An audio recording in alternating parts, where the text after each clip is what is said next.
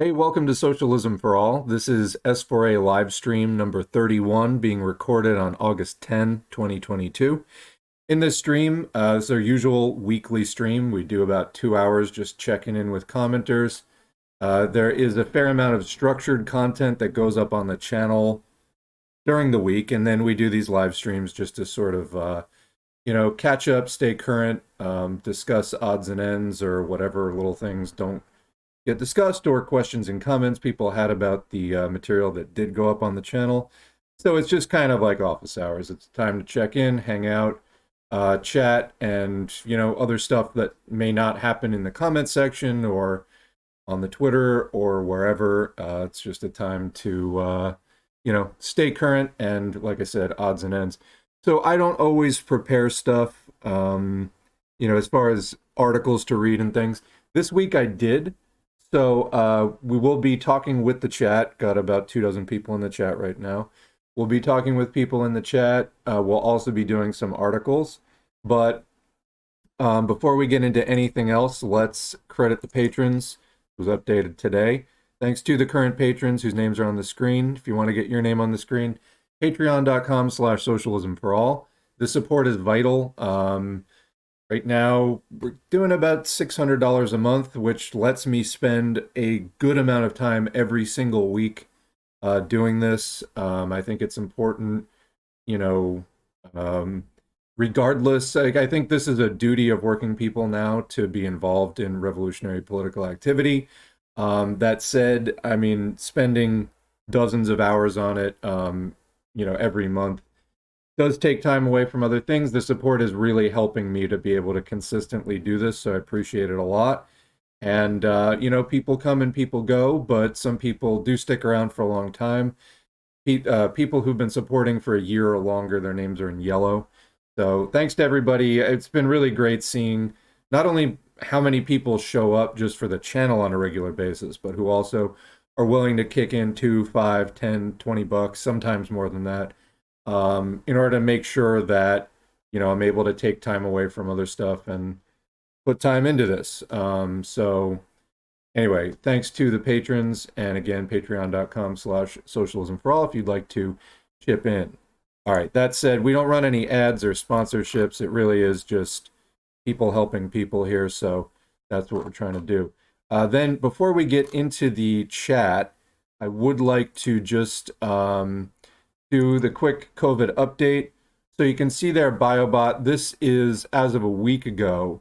The peak of the current surge, which this is the longest sustained surge that there's been outside of the Delta into Omicron thing. Omicron was, really severe. People still have the partial and temporary immunity left over from Omicron currently, although it is wearing off. But when that Omicron wave hit in November into December, depending on what country you're in, it really just knocked the door off the hinges for a lot of people. A lot of people got sick then. And again, there is, between that and the booster shots, limited and partial immunity still in effect, although, even despite all that, the amount of COVID or SARS coronavirus 2, we say COVID sometimes just because it's a word everybody recognizes. But technically the virus is, pushes glasses up bridge of nose, SARS coronavirus 2. Anyway, the surge that we're in there, they pretty much stopped counting cases. Many people are just using like rapid tests and not all the PCRs get counted, etc. But if you look at just the amount of virus in the wastewater, it's basically like if you took Delta and the surge from the winter of 2020 into 2021, like December 2020, January 21, and combined them, that's roughly what we've got. The peak of the current surge, which happened about 2 weeks ago, at least so far, it could go back up, was 26% higher than it was during Delta. So this is a very significant surge. It's true that the hospitalizations are fairly low, at least for every age group except for 70 and up, which I think is just reflective of, fewer people over 70 work, and they do claim more services, and probably our capitalist leadership and overlords are happy to see them die off. But particularly if you're over 70, the hospitalizations are really going up. Again, it's a lagging indicator that's going to show up, several weeks probably after the wastewater levels.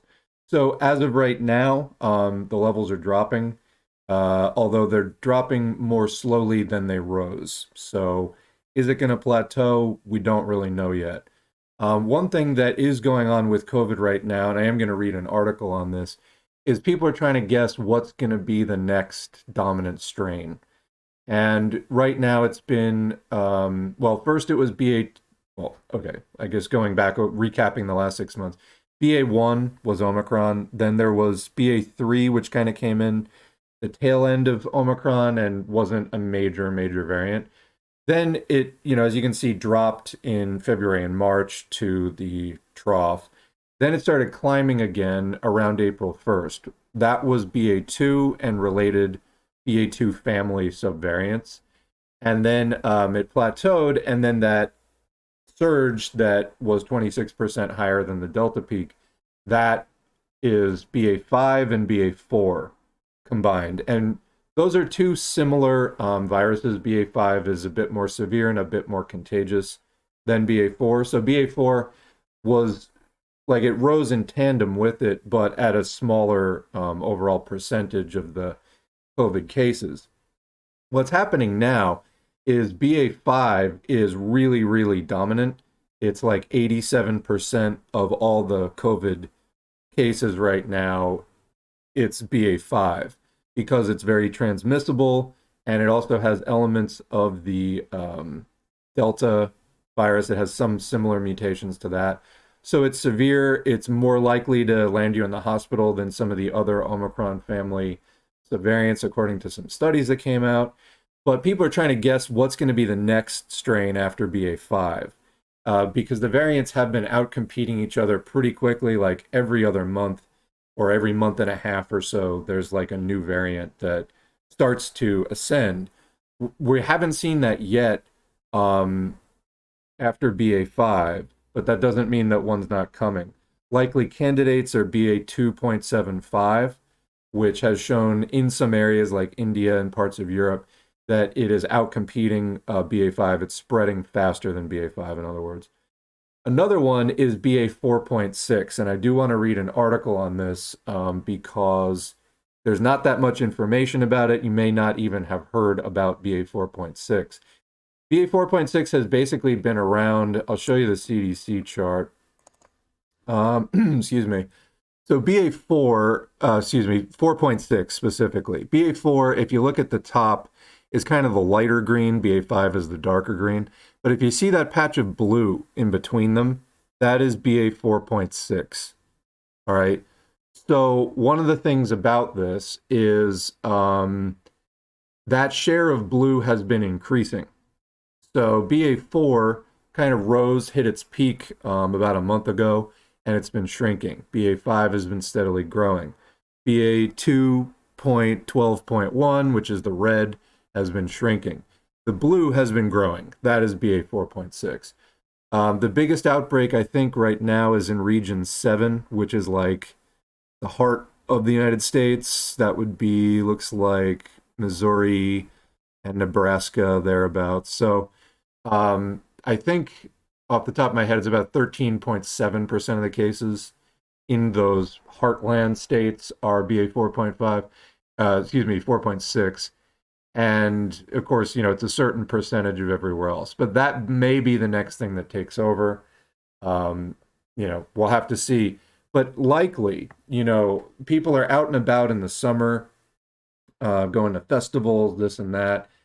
And a lot of COVID spreads. And we're seeing, this is pretty bad historically, just as far as summer outbreaks go. But when in about a month, the air cools down and people start going back inside again, especially in 2 months, like early October, people really start spending more time inside. Also, don't forget, in about 3 weeks, school is going to start again. So there's still enough COVID going around for another big surge just out of the existing variants. But as far as, is this going to plateau or take off?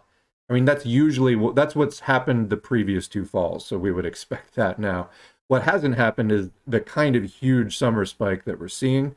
If that's any kind of a prelude, I would expect a very big fall and winter surge of COVID. Again, we don't know exactly which strains it's going to be, but Omicron wasn't there one day and then it was there another day. So let's read a little bit about 4.6, and then with that out of the way, we will get into the chat and then some other articles. All right. So this is from Fortune. What is BA 4.6? The CDC is tracking a new COVID variant of concern that's overtaking earlier Omicron strains in at least 4 U.S. states. And by the way, they really should give these things new Greek letters. There's a sort of desperate attempt at just saying, everything's fine, everything's back to normal. It's not. Yes, hospitalizations are lower than during previous surges, but that is due to the damage that people have already taken. When you get, quote, natural immunity, yes, it's real, but it is partial. Partial why? Because these newer variants of COVID are more immune evasive than ever. They have mutations on their little virus bodies that can evade antibody capture and other things. So your immunity is only partial. Your antibodies do not work as well against these strains as they did against previous strains. It's also temporary. We know that the antibodies wane and your body goes back to being pretty COVID vulnerable in a matter of months. This isn't like original COVID where you had pretty good protection for like 8 or 9 months. That's no longer the case. All right, so it's partial and it's temporary, and it comes at the cost of massive, at least sometimes massive systemic inflammation, damage to major vital organs, your heart, nervous system, kidneys, liver, gut, lungs, and so on. Also immune damage. So we know that it can directly infect some of your immune cells, and it suppresses your T cells and so forth.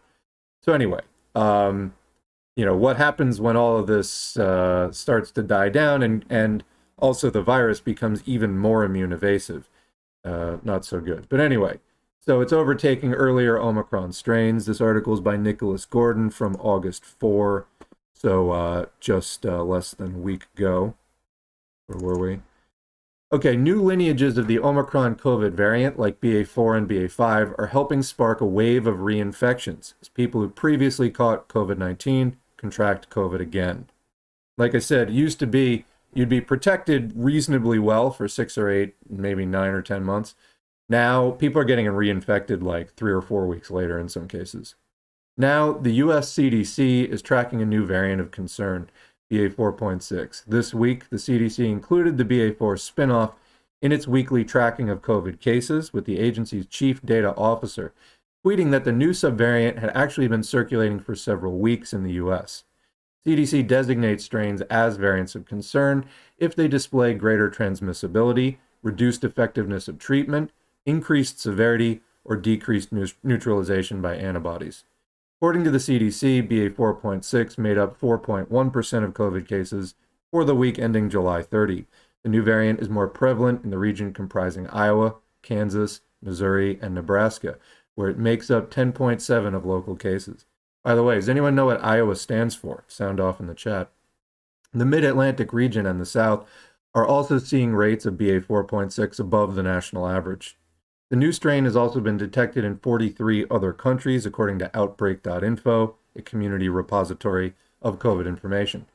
BA5, which one epidemiologist called, quote, the worst version of the virus that we've seen because of its increased transmissibility and ability to evade existing immunity, is still dominant in the US, making up 85.5% of all COVID cases as of July 30.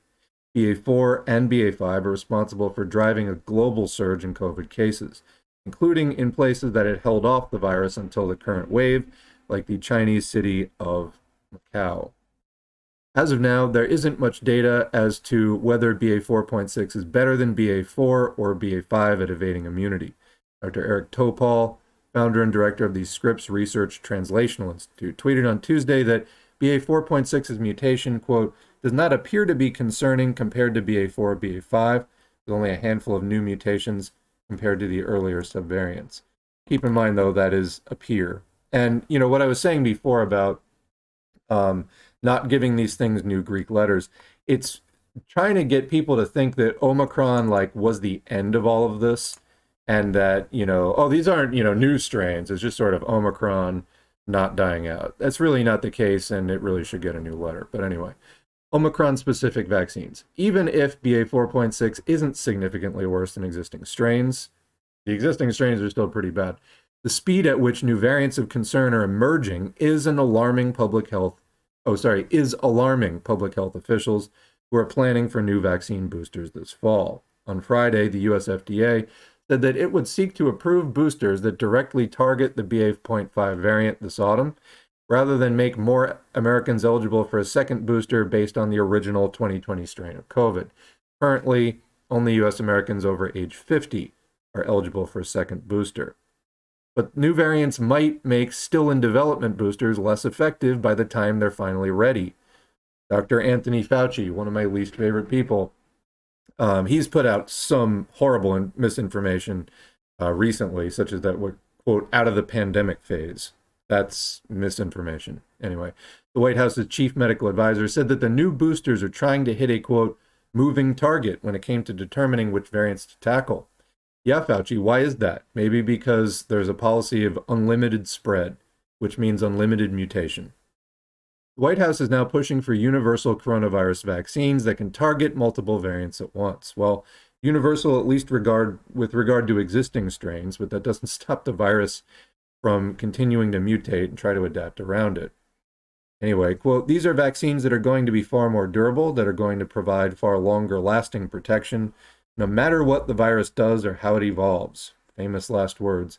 Ashish Jha, the White House COVID-19 response coordinator, told Stat News after a July 25 summit on COVID vaccines. Yet even with new vaccines on the way, experts say that Americans eligible for another booster should get one now, as opposed to waiting for a more tailored shot to come in the fall. The study published Tuesday found that a second booster cut the rate of breakthrough infections by 65% among Israeli healthcare workers. So, that's the end of the article. Breakthrough infections are only part of the story. Why? Because long COVID, which we just did two very extended COVID update videos, each about 2 hours long, about that. Long COVID happens even in the completely vaccinated about 1/6 of the time.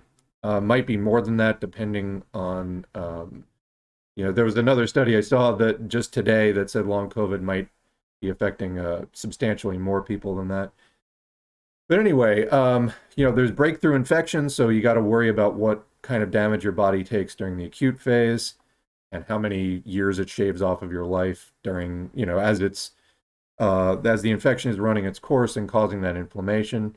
But also, you got to worry about long COVID. A significant amount of people never fully recover, at least not for a year or something like that, which can be really debilitating. I've had it, and it was debilitating for most of 2021.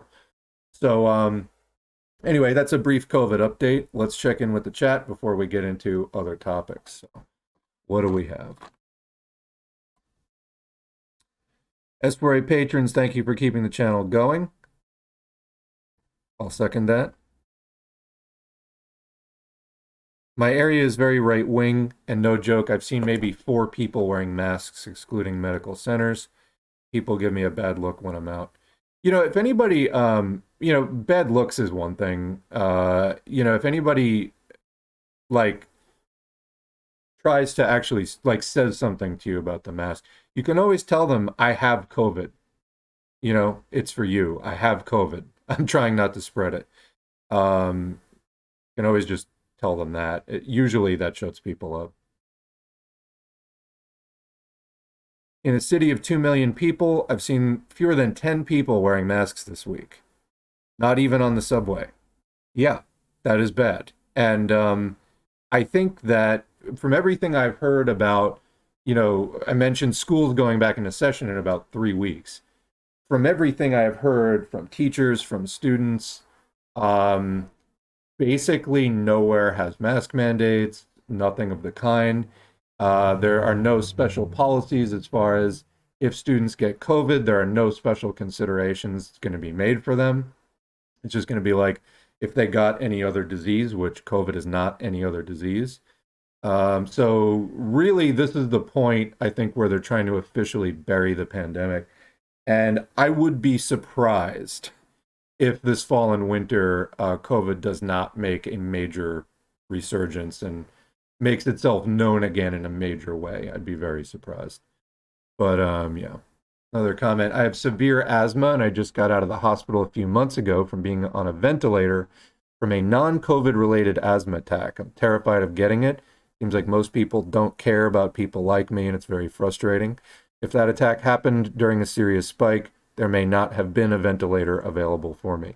That's another huge problem. Hospitals filling up with COVID patients. I've read stories of people having to get entire blood transfusions in the ER because there were no hospital beds available for them. This whole system is just going on a wish and a prayer, basically. And if there is another massive COVID surge this winter, which I don't know why there wouldn't be, there's already been a lot of people, waiting for organ transplants and things like that, that it's been postponed, or people getting, some kind of like biopsy exploratory work done as part of, diagnosis for some condition that they have. It's been postponed for a long time because the healthcare system has been overwhelmed by, having to divert all this attention towards COVID. And the more you just let it spread for the sake of what? Restaurants not closing? I mean, really, like, that's the only reason I can come up with for why there aren't mask mandates is restaurants, because pretty much any other business, for the most part, mask mandates don't really impair them at all. It's really restaurants. And, that was back in the beginning when everything shut down. It was like, if you don't go out to eat at restaurants for 2 weeks, the entire economy implodes, apparently.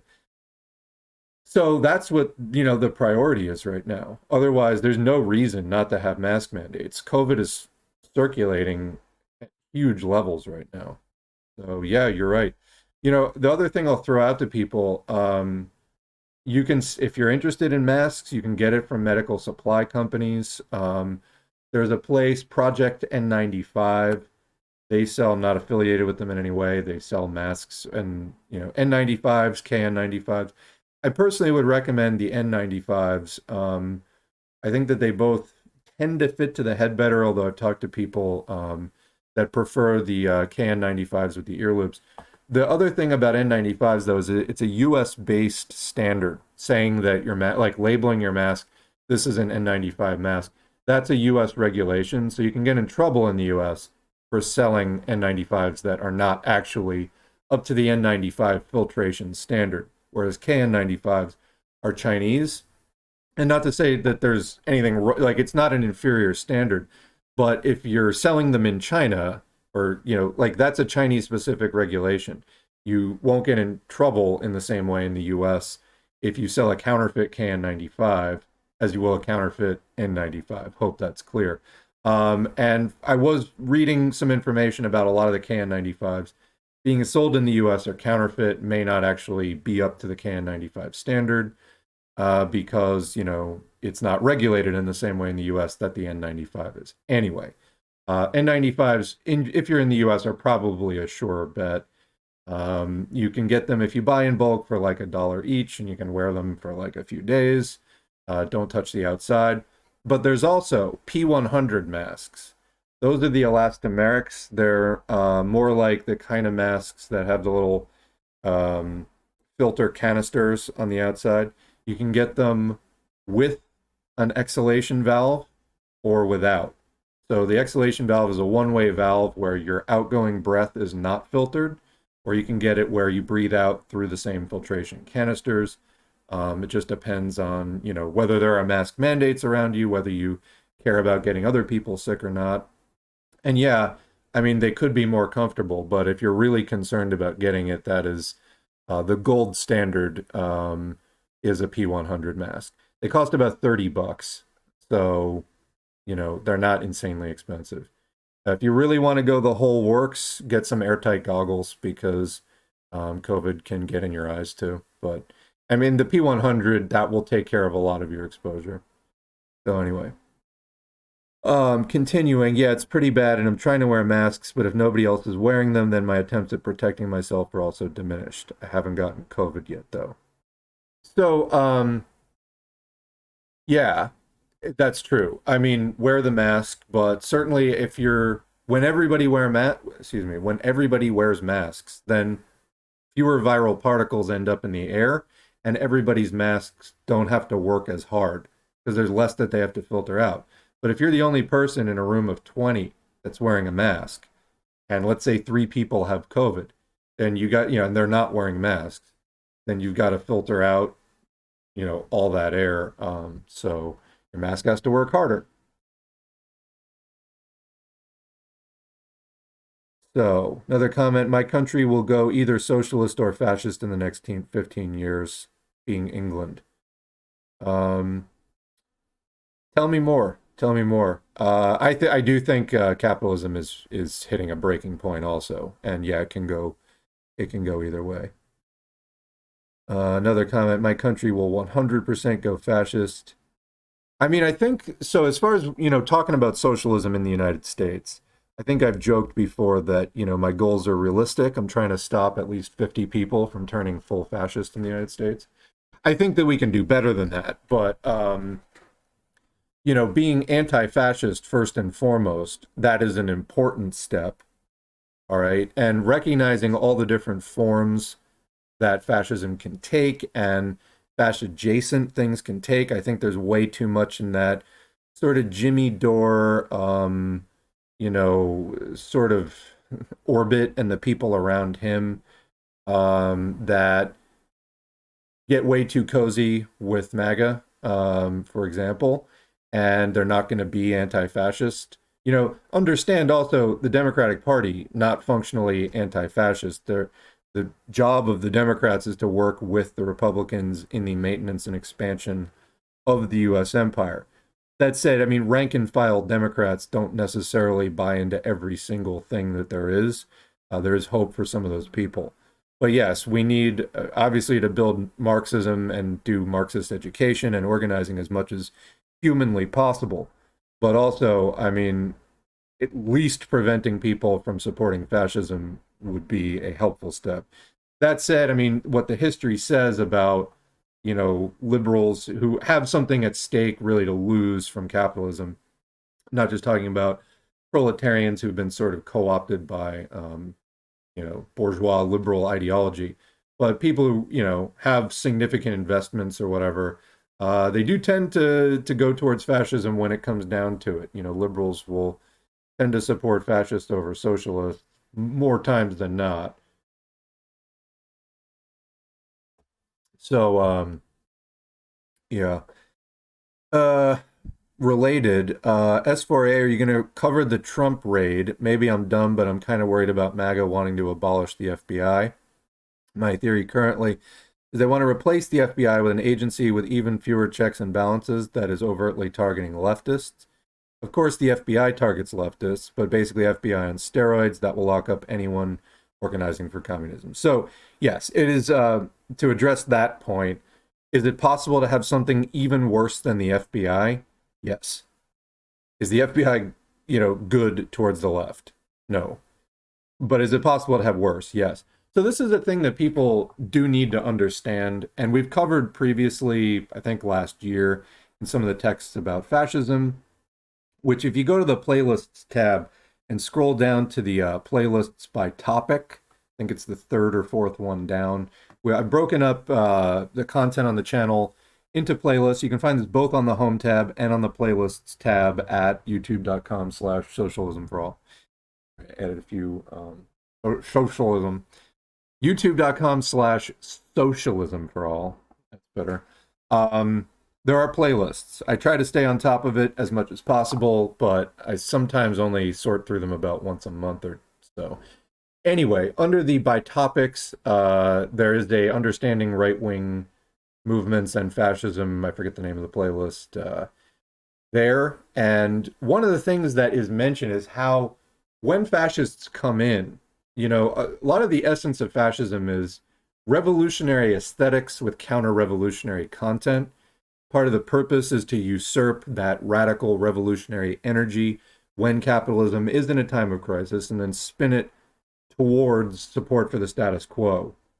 There are other elements of fascism, but that's kind of one of the main things to look out for is, sounds radical, sounds revolutionary until you pick through it. And the, class content is not revolutionary proletarian. And it winds up just sort of, in the end, supporting reaction and anchoring the system where it is while promising, sort of explosive revolutionary change. And this sort of what Trump did with the we're going to drain the swamp and also attacking the quote deep state. Now, does the U.S. intelligence world have a lot to do as far as maintaining and expanding empire? You bet, you bet. Just like the U.S. armed forces, of which it essentially is a part. Of course they do. This is like one of the main engines of imperialism in the world today. But is that all that the quote deep state means? No. When fascists use the term deep state, they're referring specifically to anybody that isn't specifically loyal to them.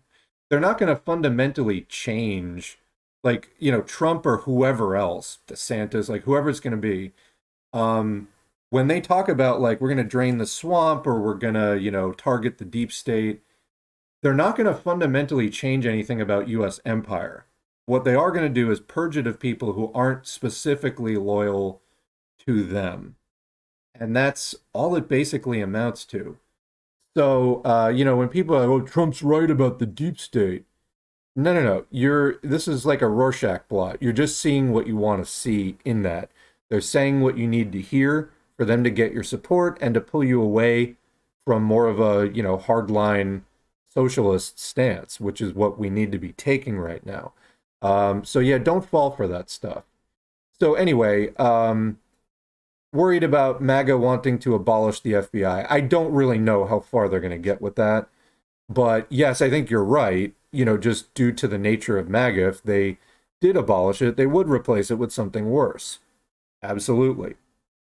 So as far as the raid itself, I mean, I was watching stuff about this last night, and it's just Republicans and the victim complex. When they get power, they absolutely persecute anybody that they possibly can. And then when the slightest bit of anything happens to them, it is nonstop, max volume, whining and crying about it. But that's what they do, and their base falls for it 9 times out of 10, maybe more. So it's like for anybody who has been following along with this for any amount of time, they are the people, I mean, they do the dirtiest stuff constantly. When there is even the slightest bit of comeuppance, they are so quick to play the victim, it's not even funny. But that's what they do. So, I mean, I'm kind of used to it at this point. Am I going to cover the Trump raid? Maybe when there's some real news that comes out of it, but I haven't seen anything real yet. Yes, the entire Republican Party is in concert screaming about it. That's what they do. They know how to close ranks and protect their own, right or wrong. It's usually wrong. So, I don't know. We'll see what actually shakes out of that.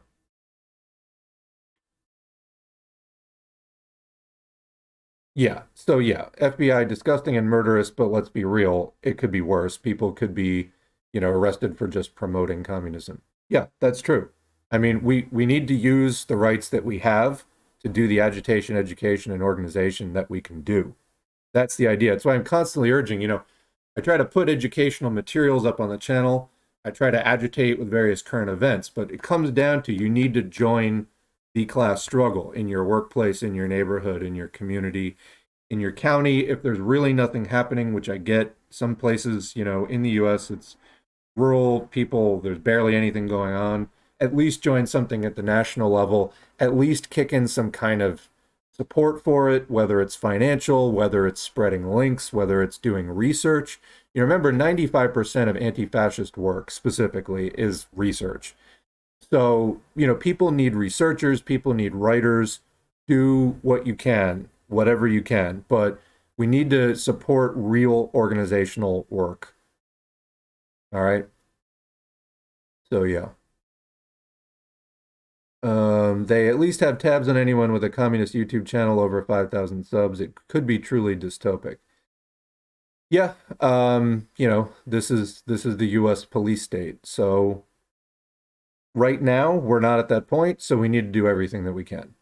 That's about what I'd say about that. All right, so next comment. I find that these streams that you do on COVID and on other major issues that aren't talked about as much as they should be very informative. We need more stuff like this, but on a grander scale. I agree. I was recently invited on a show to talk about COVID somewhat, so you might see that in a few weeks. We will see. It's another channel. It's a little bigger than S4A. It's not a huge channel, but it's good to see some people taking an interest. Whatever people want to say about China being socialist or not, I think it's a confusing topic. They are taking COVID seriously, as are the other countries that have more of a legacy of actually existing socialism, at least in the recent past. Vietnam also had a very good one, track record on COVID, that is. So, yeah, this is something every party needs to be taking, I think, more seriously because it's just way too lax, and people have, not taking a more militant policy on COVID is bourgeois. That's pretty much it. It's the position of capital that we can do a vaccine-only strategy, and we need to reject that firmly and completely. Okay. Also, one of the biggest festivals in Europe is happening right now in my city. Zero COVID rules there. Astounding stuff. Yeah, in the US, Lollapalooza, which used to be a big like alternative rock tour back in the 90s, has become like a super corporate, like just couple day festival now. And yeah, look at the crowd. There's no masks at all. And it's not that I think everybody wants to get long COVID or whatever. I think a lot of people have been sold on like long COVID or COVID generally is just not a problem, and hence people are not taking it seriously. Here's a comment that probably doesn't need to be here. Socialists make the worst anti-fascists. Inflammatory comment. I see absolutely no follow-up on that. I think that that's wrong, but I can't really say too much else about it because I don't know where you're coming from, so I can't really talk about where you're coming from. So moving on. Vosh, quote, most powerful anti-fascist organization ever is NATO. Yeah, Vosh has beyond jumped the shark at this point. I mean, he's a mainstream Democrat, and there's nothing else really to be said about it. I think that the time to sort of take Vosh out in terms of his credibility has passed. He has a massive audience now. Why people watch him, I'm really not sure. Probably a lot of them are just teenagers with no sense at all, no perspective or context. Probably, that shrinking middle class. Probably most of them are still listening to Vosh. But I don't even know how you could come up with a statement like that. Yet I know that they'll do it. In fact, somebody was just talking to me about, I made a video like a year and a half ago when Hakeem had that quote conversation with Vosh. I made a little 10-minute video just saying I think this was a massive missed opportunity. Hakeem probably could have stopped Vosh in his tracks a lot more solidly than he did. And maybe, I think that was one of the opportunities for stopping the rise of Vosh. I think it's no longer really possible to do because the amount of like insane shit that he said, nothing seems to stop him. I think that was a time that there could have been more done. And I think that Hakeem made a different calculation and decided to, focus on expanding his own channel rather than doing more damage to Vosh. And I think that was, I stand by my initial assessment, let's put it that way. So yeah, something Operation Gladio. In case you don't know, there is a 3-hour video on the channel about Operation Gladio. This is when, after World War II, NATO intelligence and the CIA and the OSS, which is the forerunner of the CIA, kept some of the ex-fascists and Nazis in their back pocket in case of, socialist revolution within the Western European countries, or in case of like a Soviet invasion or something.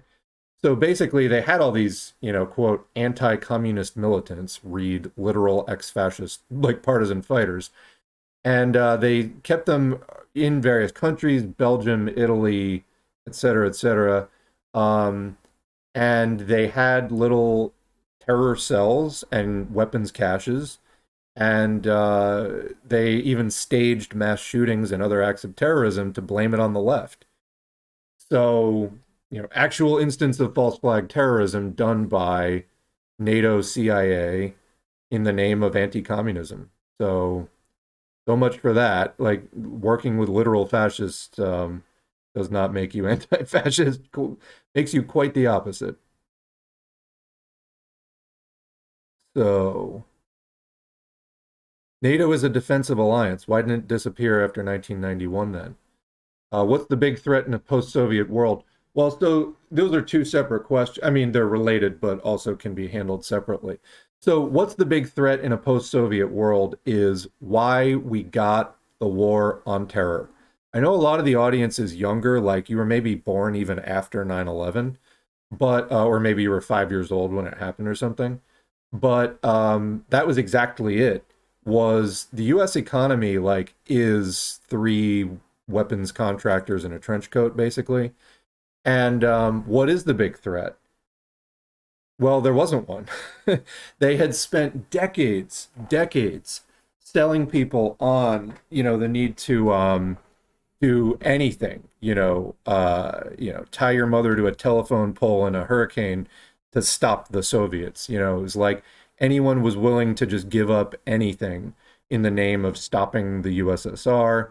That was the big thing that they sold people on for decades. Then, after 1991, how could you get people super scared? Well, terrorism. That's what they settled on.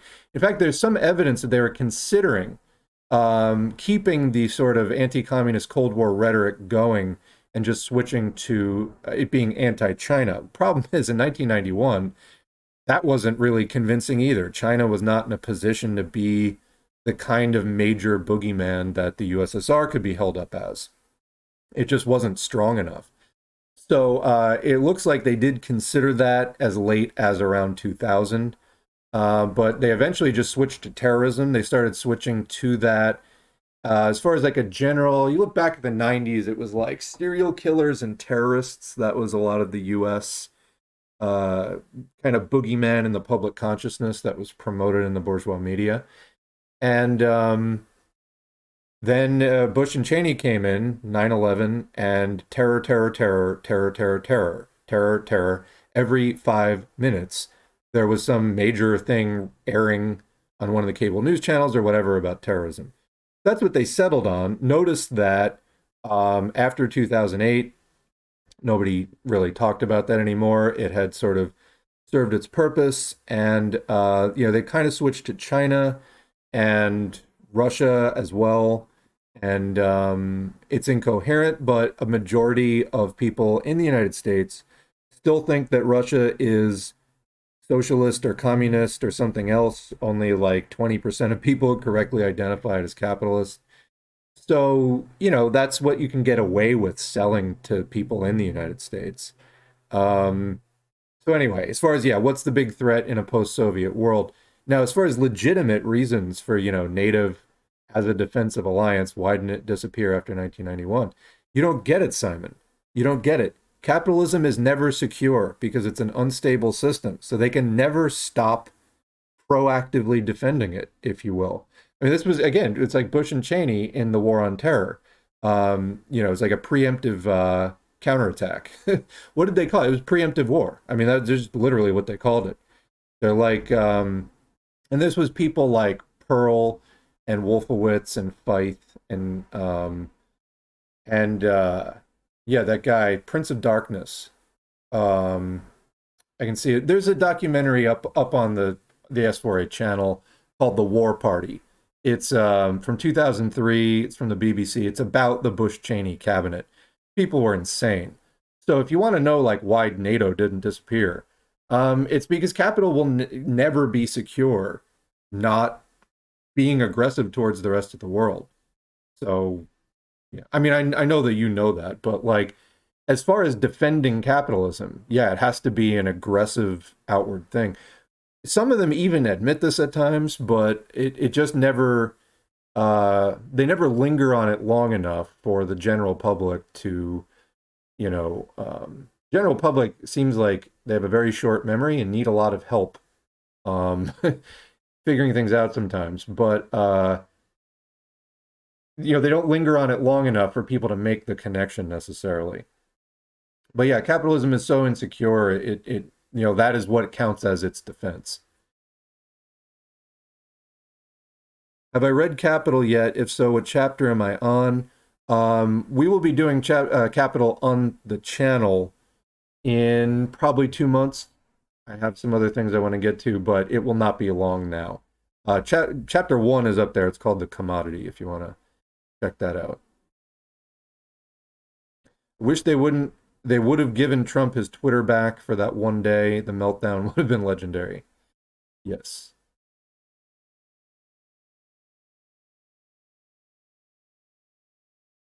Two people talking about organizations. One says, join me in PSL. Another person says, I'm in the CPUSA. I tried to apply for PSL originally, but nobody contacted me. So, anyway. One of the running problems with left organizations and parties is have competent contact people. Your whole job, like, there is nothing more important than, or it's in the top 3, not the top 2, is taking in prospective members and responding to inquiries about membership. If you don't do that, how do you think your party is going to grow? I don't understand it. All right, another comment. England is the oldest and most degenerate capitalist imperialist country. Production has been diminished almost to the point of non-existence, leaving our source of national income being primarily foreign investment, which makes us very vulnerable to global crises like Ukraine, climate, COVID, etc. Combined with our massive middle class, in quotes, who will, like Americans, shit the bed if they can't buy what they want, is kindling for fascism. We have history scapegoating immigrants. Yeah, so that's sort of like consumer mindset that's been cultivated over decades. Just basically turned the working public into like, yeah, babies who just sort of like have massive tantrums, have no concept of, not like when your whole life is just revolves around going to the mall or now the online equivalent of it and just kind of buying shit. Like I know that that's less the case for younger generations now. If there even is a mall in your area, like you can't just go there and like spend money as many people could back in the 70s when malls were new, or the 80s or 90s or whatever.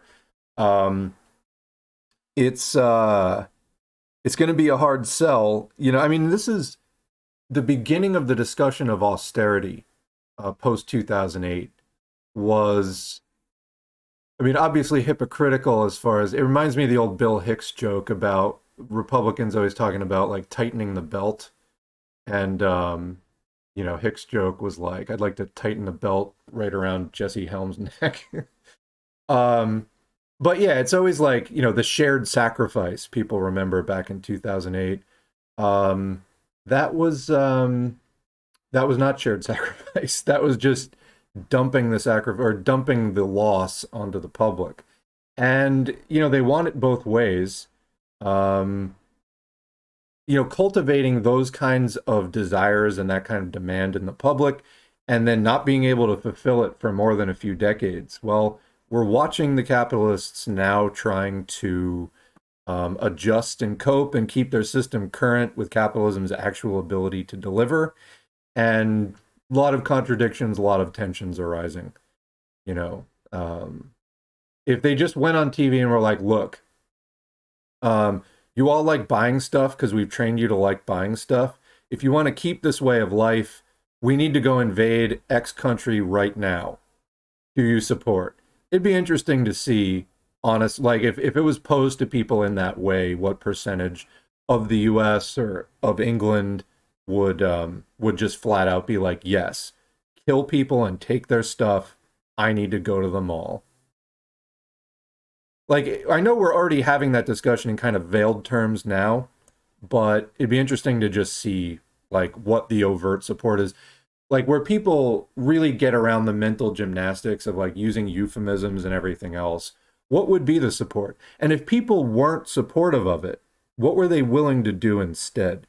I do think this is a conversation we need to have. So anyway, all of the quote lefty YouTubers. Yeah, first of all, I can't. People like Jimmy Dore say lefty. Why? Because it's meaningless. Because they don't stand for anything. Because they're opportunistic populists that are just sort of vaguely left of the Democrats and have no like concrete positions on virtually anything. Anyway, all of the left YouTubers are showing how they're Democrats at best or more far right, like Lonerbox saying that the bodily autonomy argument is not logical, etc. Yeah, I mean, there's money in this, I think, is the main thing you need to understand. So, actually, that's a good segue into just something that I wanted to mention here. So, the sort of since last time, just catching up on what we've done, you can see the red thumbnail there is the last live stream, last week's live stream. Since then, I've put up a whole bunch of Lenin texts regarding nationalism and war in preparation for sort of the big video of last weekend, which was No to the Imperialist War, two statements from communist parties around the world, as well as specifically the Union of Communists of Ukraine, about the growing imperialist war. And when we say imperialist war, I want to be clear, we're not just talking about Russia in Ukraine. That's a manifestation of imperialism, but when we talk about the imperialist war, we're talking about the war between empires, which shows itself in stages in various countries and on various fronts at different times. But to think that this is going to stop at Ukraine, that's not the case. What's driving the war is the hunger of empire, different imperial factions that Russia is particularly not well integrated into the USA EU allied bloc in terms of sharing the global market and sharing access to resources and things like that. There are a number of reasons for that. For one thing, Russia's really only been doing this for about 20 years. The USSR ended in the early 90s. Then during the 90s, Russia was largely in chaos. Then in the 2000s and on, it's really been about a little over 20 years that Russia has had the stability to be building itself towards what it is doing now. It's not well integrated into the rest of the imperialist, established imperialist world that has already fought each other during World War I, World War II. And when we say imperialist war, we're talking about the hunger within an empire for greater share of the global market and so forth. So Russia definitely is trying to fight its way into that, to stake out territory, to assert itself militarily, to say, we have a place at the table, you can't stop us, etc. It's not just about Ukraine. Imperialism is not just we invaded a country. Imperialism is about exporting capital and all of the other things that it's about. So when we say no to the imperialist war is beginning to show itself in Ukraine, but this is the beginning of probably a much longer process. I really want people to understand that. And then the previous 7 texts from Lenin and other ones that we've done in the past are a good warm-up to, understanding what is a Marxist-Leninist position on this, looking at the specific example of World War I, as well as other conflicts, but primarily World War I, as Lenin saw it and wrote about it, and it's astoundingly clear. Anyway, the hell were we even talking about? But I just wanted to point out that's what we've been doing on the channel this past week. And I don't know, there isn't the kind of opposition, there's not really even the kind of discussion about this that I would like to see. But one of the things that has been good about it, when we're talking about, quote, lefty YouTubers or something like that, or, what some people call the podcast left, these are people who are really just skimming the surface. Most of them have no knowledge of theory or history, et cetera, are not really engaged with Marxist organizing or history in any way, shape, or form. They're people who just, heard a few podcasts, decided to set up a channel of their own, and they're broadcasting very uninformed opinions about other stuff. Why that reminded me of what we were just doing is when you look through the statement about no to the imperialist war, particularly the statement that was signed by dozens of communist and workers' parties as well as their youth sections from around the world, you see that there is a world of the left that goes far beyond these like grifter podcasters. And I think that we need to dig into that a lot more. So, one of the outlets that was covering that was the In Defense of Communism website. There are a lot of communist groups that are more underground at this point, is kind of my point about all this. And I think that we need to dig into that a lot more because, people have asked, what do I think about, for example, some allies and trading partners of Russia, like China, like Cuba, etc., not condemning the aggression in Ukraine as vigorously as they could be, etc. So this is kind of like, there are multiple layers to what could even conceivably be called the left. At sort of this top level, you see the grifting podcast left that's really just doing some kind of social democracy, like very opportunist stuff, or the kind of edgy contrarian populism, stuff like that. And making a lot of ad money and doing the sponsorships and all that kind of stuff. Then if you dig down below that, you have actual parties, whether it's PSL or CPUSA or whatever it is, that are more, I don't know if I would put PSL in this group as much, but like CPUSA certainly has been around forever. It's been around for 100 years. And it is part of that, third international wave of CPX country. And a lot of these parties are still around, and the overwhelming majority of them have not, done revolution in their century of existence or whatever. And I get that there's, complex circumstances around that, but they're not always as sort of cutting edge or up to date with their positions. That said, if we dig a layer below, even the sort of, quote, boomer parties, if you will, not all of which are exclusively bad, 201, not at all.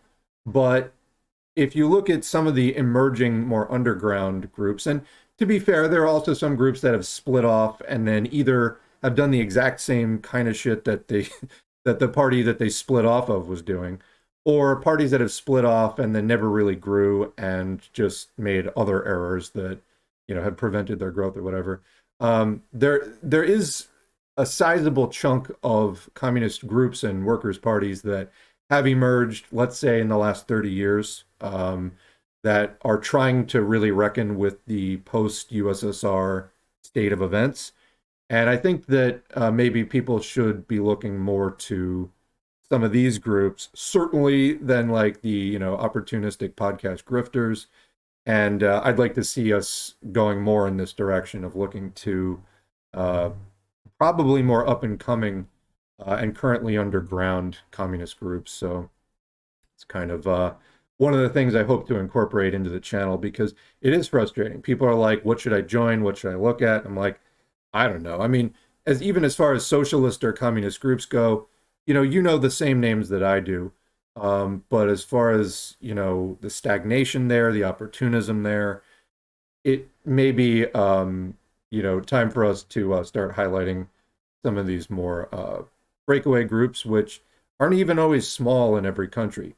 In the US is one thing, but I think that there are examples here that any, aspiring communist trying to organize, even in the United States or in England or something, could probably learn from. So that's, again, something I hope to highlight a bit more. Not every splinter group that consists of like 4 people, obviously, but there are well, not splinter groups, but just newer groups that are not necessarily getting the recognition. I think that people would probably benefit from hearing more about what's going on with that. So, anyway, yeah, as far as people are on an earlier topic, Vosh talking about some things that are illegal and really should have discredited Vosh from any kind of consideration whatsoever. Yes, I agree completely, and it's hard to think there's anything legitimate about an outlet like that at all. So anyway, what else? I am just freaking out because my job doesn't give a shit about COVID and has literally removed all restrictions, etc. Yeah, that's pretty common across the board. Um, do whatever you do, anything that you can let them do, talk to coworkers about it, etc. I know that a lot of people, other coworkers also have, similarly frustrating positions. Let's see. I was 8 on 9/11, so I'm, quote, lucky enough to remember it, but not lucky enough to remember what it was really like before the fascist surveillance state expanded. Yeah, it was different. I mean, it was different. Um, it's hard to state how different it was, to be honest. That's about all I'm going to say about it right now. Yeah, no, I know that what was the big threat after 1991 was rhetorical, but it was a question that they had to deal with. Like they had to figure something out. I know what your position was. I know. I felt like it was worth discussing, so I took it up because yeah, that was a question that the imperialist core had to actually come up with an answer to and to sell to people. It's funny how Bush Jr. has been rehabilitated as a quirky little painter grandpa, when I do remember how universally hated he was for almost his entire presidency, aside from a small point right after 9/11. And even then, a lot of people were still, because remember, he was in office for like 9 months before that, and people were like, this guy's a fucking moron. So, I mean, he was not well loved before that either. But yeah, you're right. For country unified in the face of this threat, whatever. Now with COVID, we have a 9/11 every fucking day. Does anyone care? Some people do. I mean, the majority of people do want protections, but are people really speaking up or organizing around it? That's the part. It's like, that's what kind of kills me about the US is like, people don't even necessarily always have completely wrong positions in this country. But will they stand up and do something about it? And that's the part where you're almost always disappointed. But anyway, you're right. Bush and Cheney, it was like horrific for 8 years, at least 7 years. And I still think that the United States collectively has not processed that because Bush and Cheney initiated so many new things. I mean, literally, DHS didn't exist before that. That was new then. It was sold as part of the post 9/11 push. So, yeah. I mean, how big of a threat was terrorism? You were literally more likely to be hit by lightning. Not a big threat. But they were able to completely revamp the entire surveillance state. It was like a complete overhaul. Now, part of this was an excuse for just computer technology was expanding and they wanted to like update all the systems, and it was a great pretext for doing that. But yeah, I still think people have not really processed all of the changes that took place because the last few months of the Bush-Cheney two terms was 2008. After that, everybody stopped talking about terrorism and war. It was like it got completely dropped. Everybody started talking about the economy, and then Obama came in, and liberals were completely just in awe for about 2 years. Obama got that Nobel Peace Prize like right in the beginning. And it was just this whole idea of like, we don't have to think about history anymore. It's all of our sins have been wiped clean. Obama's going to fix everything. This is a brand new start. And I'll say that I think we had some better national conversations during that time. That was like one of the upsides. But by and large, nothing got fixed and nothing really changed. But liberals stopped thinking about every complaint that they had under Bush and Cheney. And the best thing I'll say about Biden is that's not happening largely because he is truly indistinguishable from like Trump in any way. I know that there's still like diehard liberals that will go out there and boost Biden's rhetoric about everything's great, everybody has jobs, everybody has 9 jobs, it's wonderful, never been better, et cetera, et cetera. Like that's the kind of desperate overselling, propaganda that the Biden administration is putting out. Just literally put on the sunglasses and be like, everything's great, Jack. That doesn't actually like work that well. And so people, I think, from Trump to Biden, I don't think people have had the head shift that they had from Bush Cheney to Obama. I guess that's my main point. So we have more continuity in terms of the public consciousness. And that's a good thing because that loss of continuity in public consciousness from 2008 to 2009, I thought was devastating. We did get Occupy, which was a big, public protest and start of a conversation a couple years after that. I think in part out of frustration from the US left, such as it was, very anarchist leaning, etc. But I think people were sincerely frustrated about, hey, did you all just forget about like what was happening under Bush and Cheney and like you really think it's better now? It isn't, it's worse. So anyway, that's what I'll say. There seems to be more continuity now. That's not like, I don't see this as like a net win. Like things get worse under the Democrats, and even if they get worse more slowly, which is debatable, even if they get worse more slowly under Democrats than they do under Republicans, we need things to stop getting worse. We need things to get better, not worse. And it's just not going to happen, and people really need to realize that. Like, stop comparing Democrats to Republicans so much and start looking at them like, do things actually get better ever? And if the answer is largely no, that kind of tells you what you need to know. Do you think that such a degree of surveillance is necessary in an online world? I personally like China and see them as socialists, but man, when I see some of the surveillance stuff and I just think, do they really need to be doing this? If they do, how can I be mad at the US for doing it? I hope this doesn't sound like anti-communist BS. This is a genuine question. So I think there's a larger discussion than I'm ready to have like today, but it's a valid question. Like, what is the amount of let's say hypothetically that you had a worker-run society that has the internet. What do you need to do to prevent counter-revolution, whatever? That's obviously not the case in the U.S. And that's not what the U.S. is trying to do. The U.S. is counter-revolutionary and trying to preserve reaction. So, I mean, obviously, what the US and the EU do needs to be regarded in that light, beyond just sort of whatever prevention of violent crime that is there are some constraints on in any society. Obviously, there's also a relationship between violent crime and police and other types of crime and police.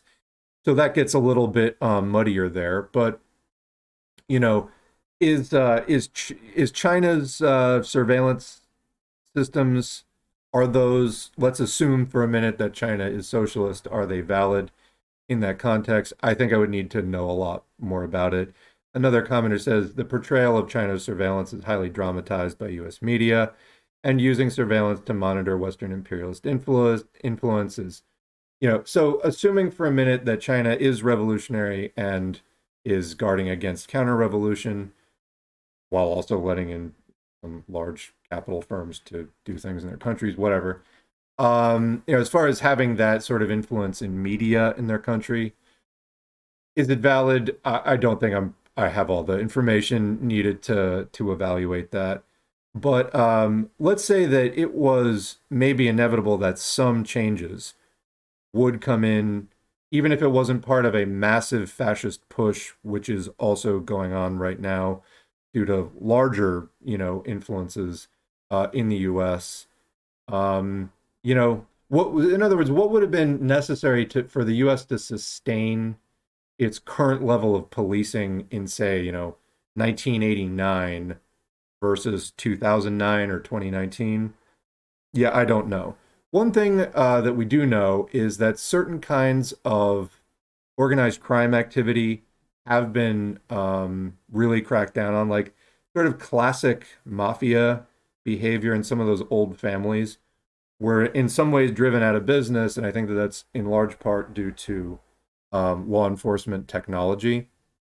But on the other hand, it just gets more sophisticated. And it's also, on the other hand, at some point, you just have to look at things like all of the military and intelligence apparatuses that keep imperialism as alive, as keeping organized crime alive. Like the relationship between the mafia and the CIA and things like that, and the FBI, it's not as like linear as one might think. Like there's not just good guys and bad guys. It's maintenance of empire, it's maintenance of capitalism. And capitalism has both a white and a black market. There is legal trade and there's illegal trade. And it's not just a matter of like all the illegal trade is just simply suppressed and they're actually trying to exterminate it. I mean, it's managed and kept in check, but it exists, and people who also operate in the legit, white market world also have money in the black market world. Also, I mean, just looking at like military profiteering, what would we consider that? It's sort of a gray market. Like it's legal for some governments and militaries to do it, but as more mercenary forces expand, like these are for-profit operations. And we look at private prisons now, et cetera. At what point do we just start considering this organized crime from a socialist perspective? War is a racket. All right.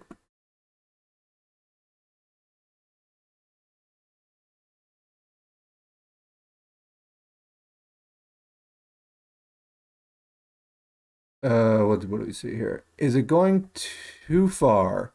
Based on my research of the OSS, the Dulles brothers, and the business plot, which was an alleged plot against FDR by fascists, can I infer that the USA helped make the Nazi movement in World War II as an anti-communist operation? I don't know as much about that as far as like the USA helping create fascism in the first place.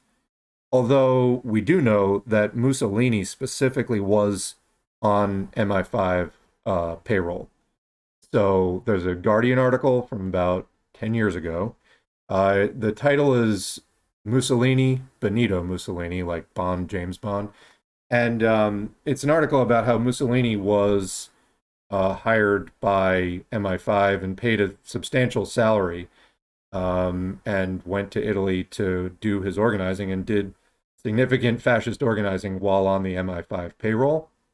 So, I don't think it's hugely far-fetched, but I don't know some of the specifics. I mean, it's also, capitalists kept investing in German major industry, even after they were prohibited from doing so. So, what the links are, I haven't gotten into all the nitty-gritty of that research, but sure somebody has.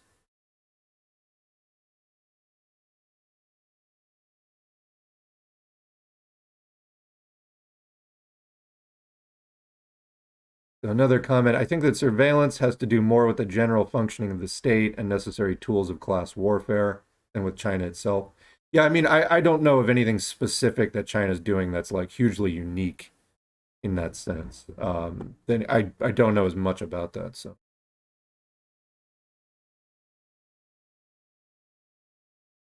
isn't the UK the country with the highest level of surveillance in the world, or is that just London? I believe there's a response. London is the most surveilled city on Earth, but I'd imagine the US may have more general surveillance. The NSA has done some insane levels of it.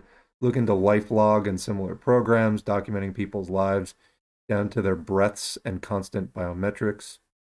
Yeah, I don't know as much about like LifeLog specifically, but I know that the UK was one of the pioneering countries as far as having the huge amount of CC cameras like everywhere, including out on like country roads. So, the US has a lot of that now. I don't know if it's as extensive, but yeah, I mean, those systems are hooked up to, all kinds of like license plate recognition, and there are some attempts to limit the use of facial recognition, but I think that we don't really know. I don't know that it's like in the public domain how much information there is about what they're actually doing. I would just sort of assume that, all the stuff that they sell on the like current generation of cop shows. Like even like this, whether it's the cop shows or the sort of fantasy cop shows like the superhero shows, the most common model seems to be team of half a dozen or eight people standing around a supercomputer that literally knows anything, can track every device, facial recognition, like can tap into like all the satellites and whatever else, and this is how they solve crimes. Since literally every cop show ever, and then as well as like, vigilante shows as well, are basically trying to sell people on that model, I would assume that that is, or something close to that is what's going on now. So, but I don't know.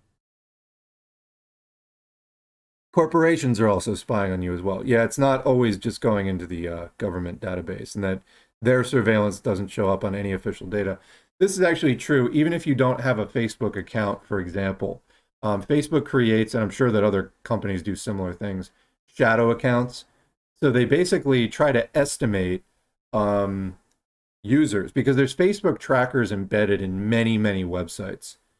And sometimes it'll be things like like the Google track. It'll be like an invisible pixel that's just added to a thing, but it tracks some of the stats of people who view the site and what they click on and how long they hover on a certain area of the screen and what the mouse hovers over and what the text that is typed into the boxes is, like, key logging and whatever. Anyway, Facebook creates shadow accounts. So even if you don't have a Facebook account, even if you've never had a Facebook account, it attempts to guess who you are. And apparently they're like 75% accurate. So yeah, the corporations figure out ways to track people through internet usage. Absolutely. You can imagine now with the Internet of Things and more smart devices that is, all the more so.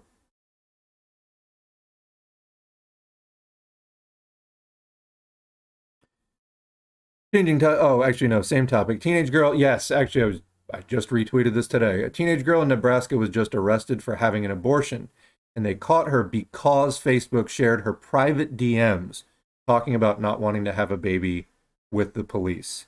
She'll be tried as an adult on quote. This is the first time I read the phrase abortion charges. She's being brought up on quote abortion charges. And yes, some of the evidence is private messages that she sent to a friend on Facebook. Friend didn't give them up. Facebook gave them up. So, yeah. Is there a loophole that they can say it's not really spying or what? I don't know about the government, but I think it's just in Facebook's policies that they're like, your data is our data.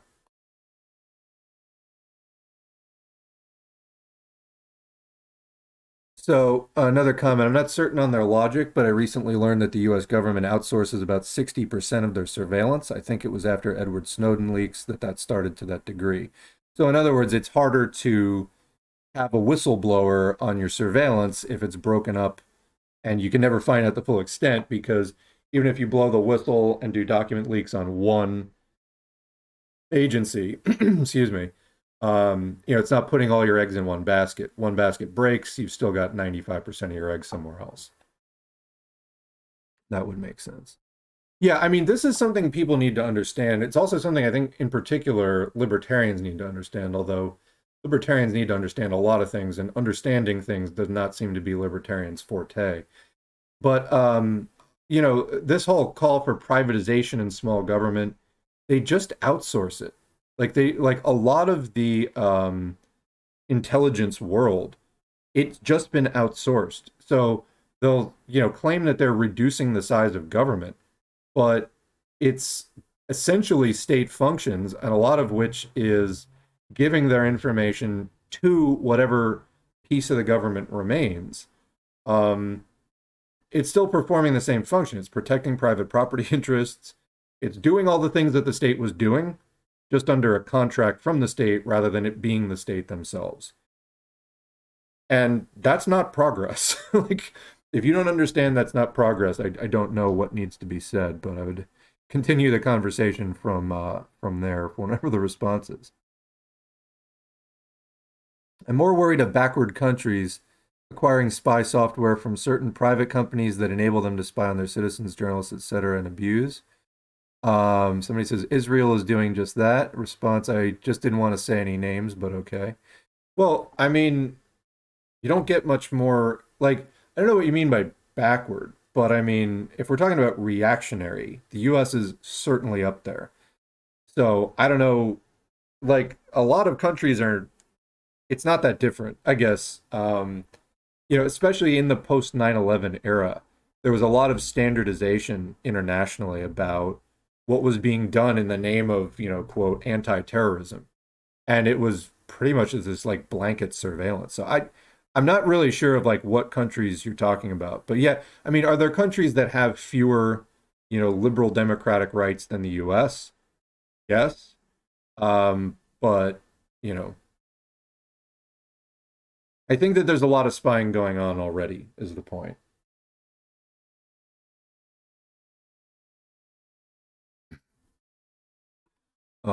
And yes, the recent attacks on Gaza by Israel are happening in the chat. Disgusting Hitlerite trash. We don't really use the word Hitlerite here, but that was the comment. Anyway, yes.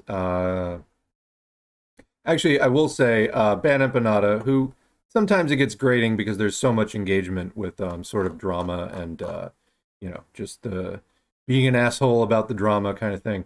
But did an excellent long video about well, basically opposing Zionism. I believe it was on the main channel, and it's about 2 hours long. And that was actually very good for people who are not as familiar with what Israel is doing to Palestine. It's horrific.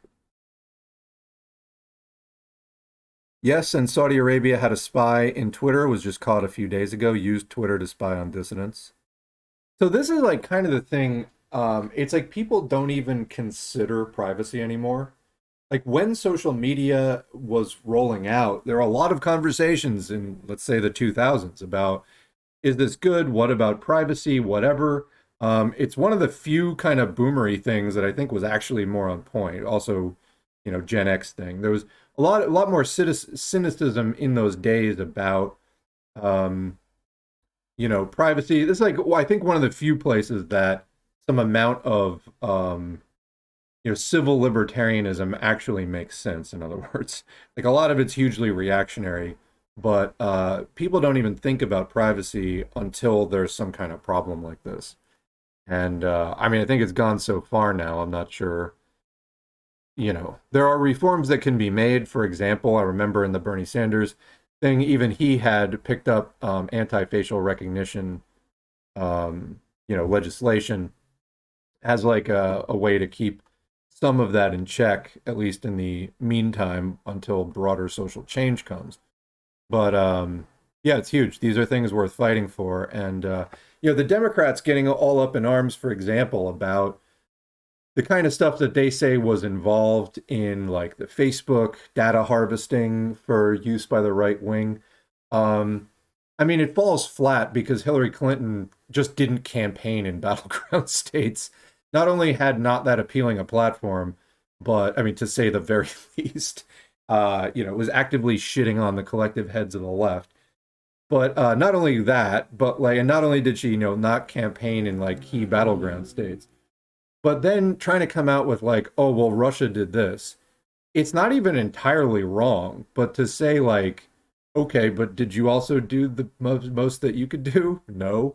And so it's like, nobody's going to listen and it gets dismissed. In other words, it's like I've said before, 1/6 was something to be concerned about. Most of the people involved in 1/6 were also involved in militant far right fascist groups.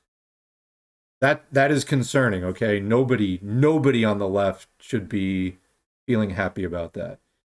But again, when Democrats talk about it, it falls flat. Why? Because they're not really an anti-fascist party. You can't like say both. You can't try to claim the left perspective of like being anti-fascist while also, hugging like the right wing and having your entire strategy being about trying to like out Republican Republicans or trying to get the noble Republicans or whatever.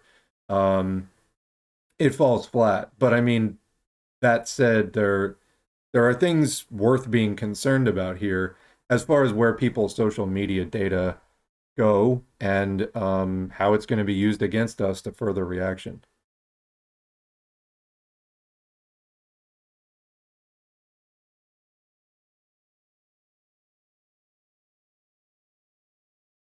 Does China take refugees? That's an excellent question. And to be honest, I don't know much about that at all. Who can talk about that?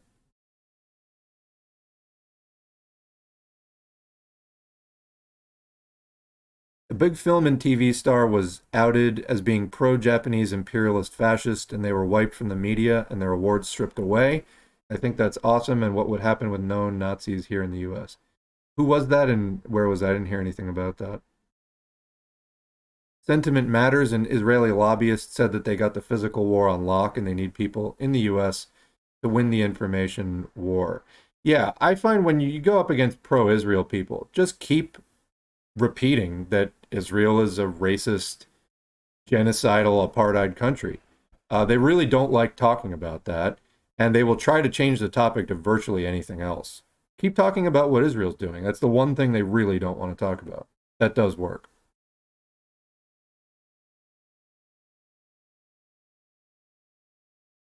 Ford was a Nazi sympathizer. He was. I'm not sure what that's connected to, but yes. Henry Ford published something called The International Jew. Look it up, it has a wiki page, which was an anti Semitic fascist publication. So, yeah. I'm watching the stream on candlelight. We have no power. I don't know who to be angry at anymore. Is it the politicians and bankers of my country or the ones pulling their strings? Who do we fight? Um, where is that? If you're comfortable saying.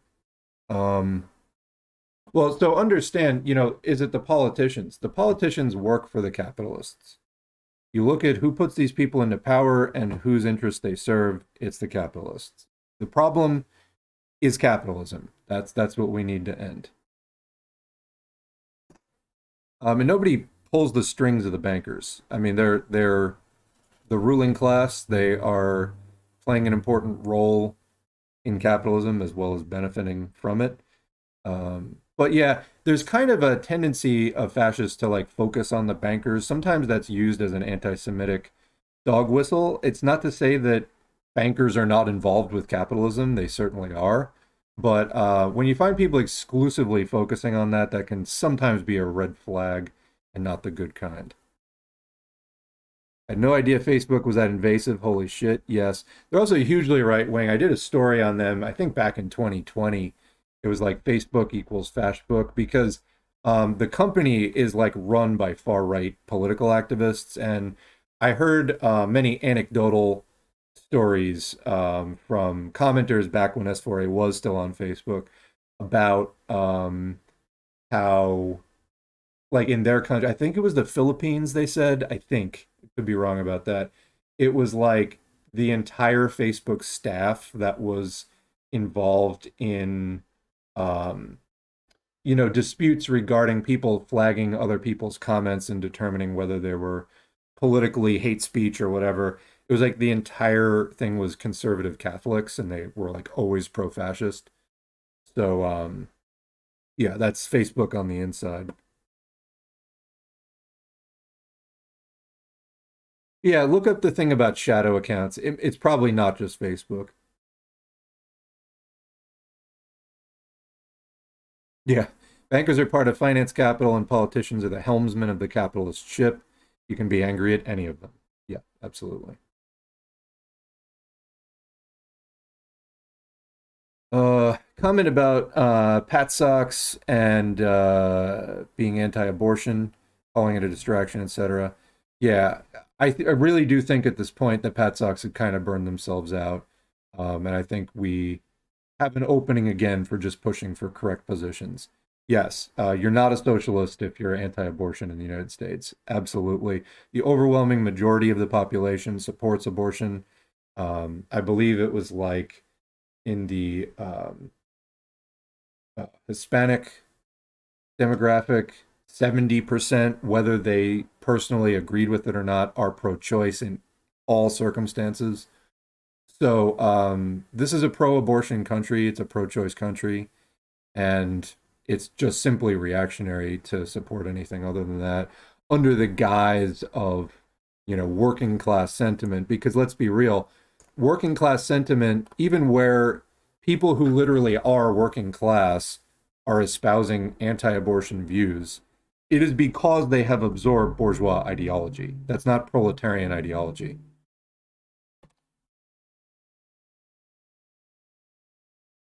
Backward, like, okay, so defining backward, like where they still decapitate people for witchcraft and cut people's hands for theft. Yeah.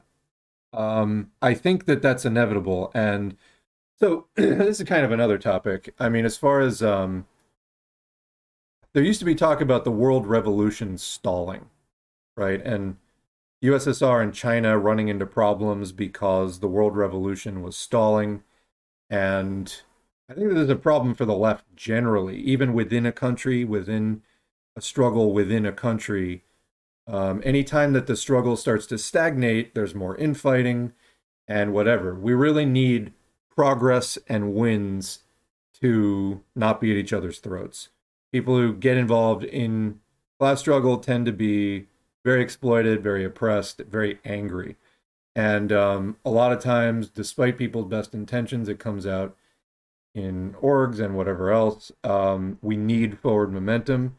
I mean, there was talk about the world revolution stalling decades ago. I think that a lot of the rightward shift among, whether it's the USSR completely crossing back over the line into capitalism and not being the USSR anymore, whether it's China taking their steps backwards into at least partial capitalism, um, the complete abandonment of socialism by Eastern Europe, and so on. Um, how much of this is world revolution stalling? I think it's a huge problem. And I think as long as it stays stalled, that it's kind of just a matter of time before, neo-feudalists and extreme reactionaries, backward in the sense that you're talking about, do get their hands on this kind of technology, get incorporated into the world police state system. So it's why we need, when I say we don't have time and people need to organize now, this is what I mean, because there's a million ways in which we are running out of or have run out of time. U.S. is now locking people in cages for healthcare. That's getting close. I just assume the government either has or can acquire anything I've ever said online. Knowing just how much of a sieve your own computers are when it comes to security and privacy is a recipe for sadness. You can mitigate things, but there's always a social cost and a time cost for learning the tech necessary. Yeah, that's the thing, is like you can learn how to protect yourself, but there's a definite time and knowledge investment for sure. There's effort putting it. That being said, I'm deleting my Facebook shit soon. What a useless hell site. Yeah, I don't see many advantages of being on Facebook at this point. I look at it on occasion, and every time it's like overwhelming. I'm just like, I'm really glad I don't use that site anymore. It is the worst social media site. I haven't used every single one, so I can't definitively say that.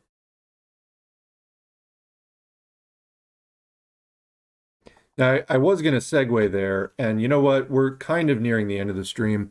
I had pulled articles. I'm going to have to save them for something else, but I was going to segue into just how I had some articles on. Well, let me look. There was pollution. There was. Oh, you know what? Speaking of technology, let's do an article. Let's do an article. Has anyone heard of Freshii? Anyone heard of Freshii? Because I hadn't heard about this until it was trending a few weeks ago. Um, Article from the Toronto Star: Freshii's virtual cashiers make $3.75 an hour and have been called outrageous. Now the chain's founder wants to go global. So it started as an experiment designed to solve staffing shortages at Freshii. Last year, amid harsh COVID-19 business restrictions, senior members of Freshii's management team, including founder and then CEO Matthew Corin, quietly began testing a software called Percy, a video calling device attached to cash registers at select franchise businesses. By the way, I'm not in Canada. What the hell is Freshii? I assumed that they were going to put it in there. I'm assuming this is a gross. All right, what is? I need to look this up. I assume they're gonna. It is a casual restaurant franchise that serves burritos, wraps, soup, salads, and frozen yogurt. Okay, and it's now in 100 countries. So I've never encountered a Freshii myself. All right, that's what Freshii is. So the software was built to connect Freshii patrons with cheap outsourced workers based in countries thousands of kilometers away. The idea, the creators said, was to help franchise owners cut down on labor costs. Isn't that what it's always about? While keeping their doors open in case local staff called in sick. The pilot project went relatively unnoticed until April, when Percy's business model sparked intense criticism from labor organizers and senior politicians, after the Star revealed that some of those virtual cashiers, based in countries such as Nicaragua, are paid $3.75 US an hour to perform the same tasks as Ontario workers who earn a minimum wage of 15 Canadian dollars an hour. But now, despite the backlash, Percy's founders say that they hope to build their startup into a multinational company with offices around the world, totally independent from Freshii. And what's next? While many Canadian restaurants hiked pay to attract workers during the pandemic, they went in the opposite direction. Argo says that Freshii's franchise owners have struggled to boost wages while remaining profitable. Well, maybe that's just not a business that's going to work in capitalism. Well, will they accept that? No, of course not. Outsource your cashiers is the solution. With Percy's software, franchise owners can rely on a cheap and consistent rotation of virtual cashiers to take customer orders, regardless of the state of the domestic labor market. Well, the demand for fast food workers far outweighs supply right now. You can look on Indeed.ca, it's a big hiring site, and you'll see for yourself that everyone is offering more than minimum wage for restaurant workers, and they still can't get staff. Now, let's just say, can anyone truly live on minimum wage? I mean, saying everyone's offering more than minimum wage right now, that doesn't mean much. I mean, that's historically been the case but it's also been historically the case that most of the jobs are within a few dollars of minimum wage. So anyway, being more than, it doesn't say a lot.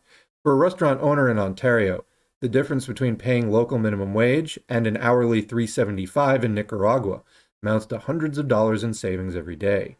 All those wages have attracted criticism. Argo notes that they're considerably higher than minimum wage standards in the countries where their workers are based. For Nicaragua, for instance, minimum wage is estimated to be around 64 cents US per hour. Quote, it's not about replacing people or jobs. It literally is, though. It isn't about lower pay, it is, or working conditions, also that. It's about a labor shortage across the restaurant industry, reads the company's website, which launched around the time the Star first reported on Percy. But can the business withstand the backlash? Yeah, I mean, when your whole defense is just blatantly lying like that. So, this is why we need an internationalist perspective. Capital is going global. Can labor do the same? In April, Ontario Labour Minister Monty McNaughton called Percy's virtual cashier program outrageous. Quote, this moves entirely in the wrong direction. I expect better from a Toronto-based company, and I know that customers will vote with their feet. I mean, so as far as boycotting doesn't work unless it's very organized, in which case it can work. But I'm always urging people to get organized. Parties and organizations can pull off boycotts, but it's not just it's like when people just do hashtag general strike when they see news they don't like. You need major party infrastructure and organization to actually pull that off in a way that actually works. Because individuals that aren't connected through organizations do not have the necessary discipline and coordination to really effectively pull it off. Anyway, in a tweet, British Columbia Labor Minister Harry Bain said that the company should, quote, keep their outsourcing jobs pilot away from our province. Despite the resistance, the majority of consumers eventually adjust to outsourcing and automation, reckons David Soberman, a professor of marketing at the University of Toronto's Rotman School of Management. Quote, if you want to know whether people will care in the long term, so this guy, I hate to say, this is pretty much my reaction as well. If you want to know whether people will care in the long term, all you need to do is look to other sectors, whether it's automated checkout systems at supermarkets, which have reduced the number of cashiers, whether it's automated online ordering for takeout food, which has reduced the number of people who answer calls, whether it's tech support centers in other parts of the world that we call on a daily basis, Soberman said. Quote, while there's always going to be an initial resistance to these innovations, times change. We don't build cars by hand anymore either. I don't see the Canadian Labour Congress protesting outside all the car plants because the companies used to employ 10,000 workers and now only need 1,500. Okay, I mean, maybe not directly, but people are certainly upset about not having jobs in an economy that requires you to have like money to live. Anyway, even before the pandemic began, Canadian retailers were experimenting with automation to help cut down on labor costs. I mean, this is literally the entire story of capitalism. Especially as we get closer to the end here. At some point, like it's entirely automated. I don't think that we're necessarily like incredibly close to that point, but things are getting automated now that there was just never any idea that they would be automated. It's because of telecommunications being dramatically better, video calls and all that, streaming video, as well as artificial intelligence. I mean, things are being automated now that it was just unthinkable that they would be automated 20 or 30 years ago. So at some point, there's just fewer and fewer jobs. This is when we talk about the falling rate of profit because, the amount of variable capital, et cetera, is one of the things that we're talking about. I mean, in this case, they're still hiring workers. It's just not in Canada. And it's, so they're still getting their product made, but with lower labor costs. And they try to make it out like there's some kind of activists for Nicaraguan workers. That's completely absurd. It's exploitation. What's the standard of living in Nicaragua, et cetera. And, what have been contributing factors to that standard of living? Why can you get away with paying people in, for example, Nicaragua, such a low amount of money? This is, the purposeful underdevelopment of other countries by the imperialist core, countries like Canada. So why do they have this pool of workers who you can get away with paying, a quarter, small fraction of what you would pay workers in your own country? And then literally, what are the workers in your own country supposed to do? I mean, you can say get an education. I'm highly educated. I still have trouble finding work that isn't exactly the same as what I could have gotten before getting education. So yeah, there's no answers coming out of capitalism here. Yet another reason the system just isn't going to work. But anyway, continuing. Even before the pandemic began, Canadian retailers were experimenting with automation to help cut down on labor costs. Sobeys introduced smart carts, shopping carts that scan shoppers' items, track total bills, accept payment, and let them skip the checkout line. Late last year, Dark Horse Espresso opened a chain of robo-cafes around Toronto, autonomous, contactless machines that occupy street-facing retail space and spit out lattes. But some companies have relied heavily on outsourcing rather than automation to reduce labor costs. The wage differences between Canada and countries in the global south are stark, making outsourced labor a difficult prospect to resist. While a call center worker in Ontario earns a minimum $15 an hour, a worker in India earns on average 35 cents an hour Canadian, while a worker in the Philippines earns $1.65 an hour. Retail analyst and author Bruce Winder said customers may balk at being confronted with this kind of outsourcing while ordering lunch.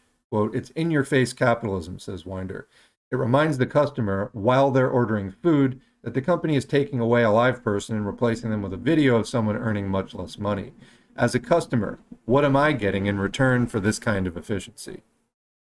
Hershey's founders considered this too. While piloting the software, they placed virtual cashiers in a mix of Freshii locations, some in residential areas, some in office buildings, and some on college campuses. After the program sparked controversy in April, Argo said that they also tested the software in the U.S., quote, one in a red state and one in a blue state, to gauge differences in public reaction. Finding none, the founders decided to go public in June. As of today, Percy is officially out of stealth mode and already growing like crazy. Yeah, I mean, who doesn't, as a capitalist, want access to cheap outsourced labor? Of course there's going to be demand for that. Argo announced on LinkedIn last month. Oh yeah, and there's been no shortage of media drama either while we're in stealth mode. But we're ready to share our story head on. Yeah, it's just fucking drama, you know? I mean, I hate that drama about people not being able to afford life. Such drama. Anyway, let's go into wrapping this up, check in with the chat, and then that will be the end of today's stream. Just picking up from where we were, agree 1,000%, zero tolerance for anti-choice shit in socialist spaces. Yes, it is objectively an anti-worker stance. Like the only defenses you ever hear for this is like, well, the USSR was afraid that they weren't going to have enough people to fight the next war, so they made abortion illegal. First of all, that's still not justified, and also that wasn't entirely what happened. I mean, yes, that happened, but there was still the bottom line is that when abortion is illegal, it doesn't reduce the number of abortions, only their safety. So that's the bottom line. You're not actually making abortion go away, particularly if it's in a very backward, like abstinence-only education area. You're just reducing the amount of safe abortions that happen. So, and that's something of what happened in the USSR. It was, from my understanding at least, it was no longer like officially condoned as government policy for a certain time period. And again, I don't even agree with that decision by the rationale that they gave, but it wasn't like to the degree of what was happening in Texas, for example, or some of these other states that are passing like 6-week bans and like they're extraordinarily activist about cracking down on it. My understanding is that is not the case, but even then it's not a good justification anyway. And USA 2022 is not USSR, 1940, for example. Anyway.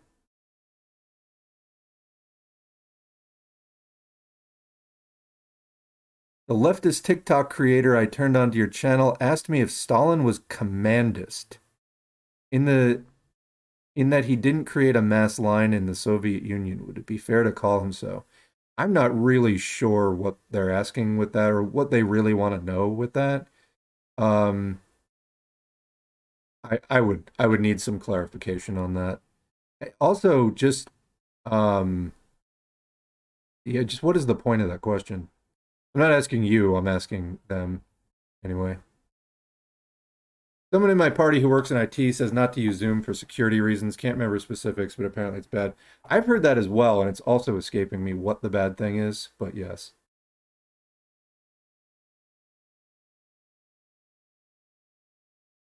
If you don't like it, then quit and get a better job. Wait, not like that. Hey, no one wants to work anymore. You can never win. It's always, that's what people need to realize about capitalism. It's always self-serving. The class interests of the capitalists and the class interests of the workers are diametrically opposed and in antagonism with each other. Good for capitalists is bad for workers. What's good for workers is bad for capitalists. It's always going to be self-serving statements from the capitalists, and no matter what you do, you can't win. You can't please them. You can only fight them. Where I live, minimum wage is like $7.25 or $7.50 an hour, while rent is minimum $1,000 a month for a shitty one-bedroom apartment. You gotta love when capitalists just say their plans out loud, sounding tone deaf as hell. You know what? I have a graphic on that, and this seems even to me to be hugely understated.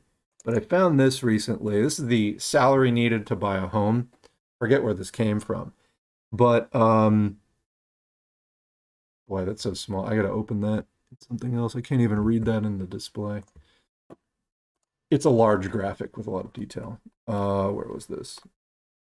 There we go. See if I can zoom in on it now. Oh, that's not working. Okay. The American dream traditionally includes a big house with an equally large yard and a white picket fence, but with the country's median home price coming close to $370,000. And not just the home price. So price is one thing, and that's going to affect whether you're going to qualify for the mortgage or not, because it's got to be the mortgage payments have to be like a third of your income, or no more than a third of your income, etc. I think that there's some ways of getting around that. But anyway, the price tag on the house, that is going to affect who can even qualify for it, and what your income has to be. Can you hit the income requirements? But then beyond that, there's also the mortgage, which rates just went up dramatically as part of these, the rate hikes recently. You're going to pay more per month, and overall, you're going to pay dramatically more over the lifespan of the mortgage. So, the price of the house is one thing, the cost of the mortgage is another, and that cost, not only have the baseline prices gone up, but the cost of a mortgage has also gone up dramatically. But anyway, with the country's median home price coming close to $370,000, how realistic is home ownership for Americans in 2022? So you can see here in different cities, different areas of the U.S., what the salary is in order to buy a house. A lot of these look really low to me. This is also disregarding during the housing crisis, and I've done videos on this on the channel, that houses they're going online for sale and being bought sight unseen within 2 hours. That's the state of the housing market in the US right now.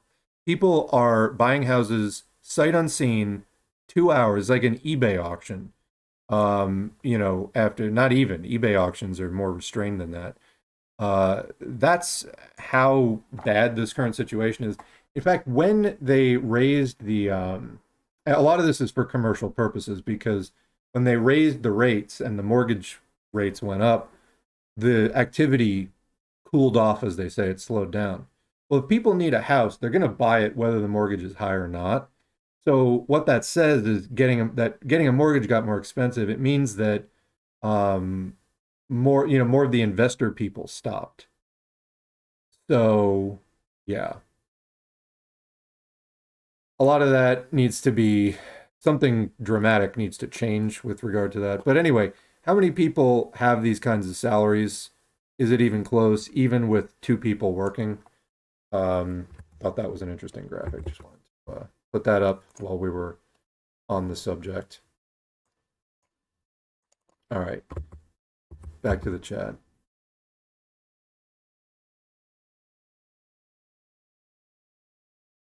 Do I think unions are bad for workers? No, why would unions be bad for workers?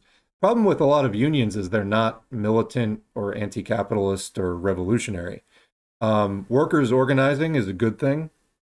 You can fight for better conditions, whether it's schedule or pay or safety or harassment, like whatever it is. You can fight for more control on the job. That's a good thing. The problem is, as socialists, we can't limit ourselves to that. And socialists need to be active in the labor movement, advocating for more militant revolutionary positions. So that's kind of the lowdown on that. Unions blind workers from being class conscious, therefore anti-revolutionary. No, unions do not blind workers from being class conscious. They may, though, inject class collaborationist language. They do promote class consciousness, but what they do with that class consciousness is not necessarily revolutionary. So they may say, yes, we're one class and they're another class, but we need to collaborate with them at times. So that's, like the AFL was kind of famous for this, being one of the more reactionary unions. They would say the employers are one class and the workers are another. But it's, we got to respect the system, and they didn't fight for an overthrow of capitalism. It was class conscious, but not revolutionary. So, yeah. No, support unions, generally speaking.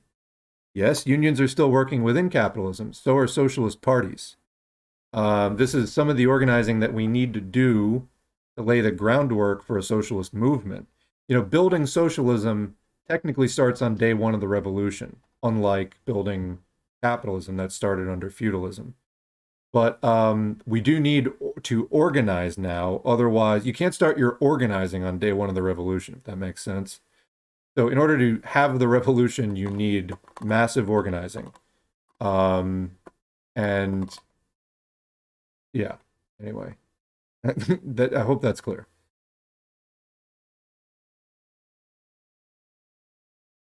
Unions show the working class that collective action gets results.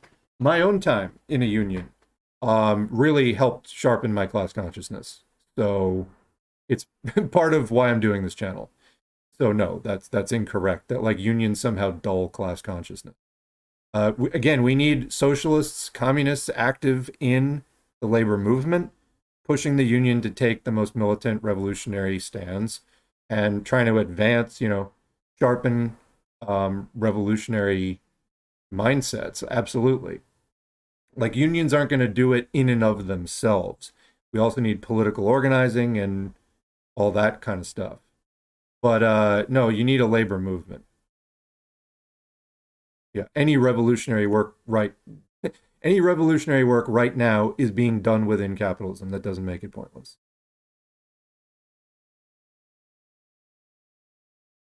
So they said I can only really comment from my experience in unions being in the West.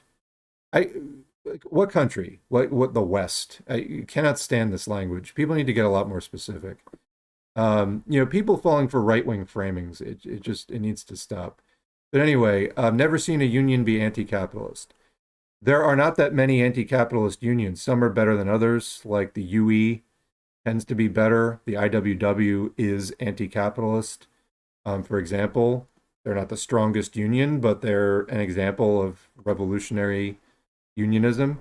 We need to rebuild it. I mean, but the labor movement overall is very small and weak right now. It's a problem. And I don't think we're going to get, more militancy or revolutionary mindset without the overall numbers increasing. You're not going to get the numbers increasing when you're like shit talking unions in general.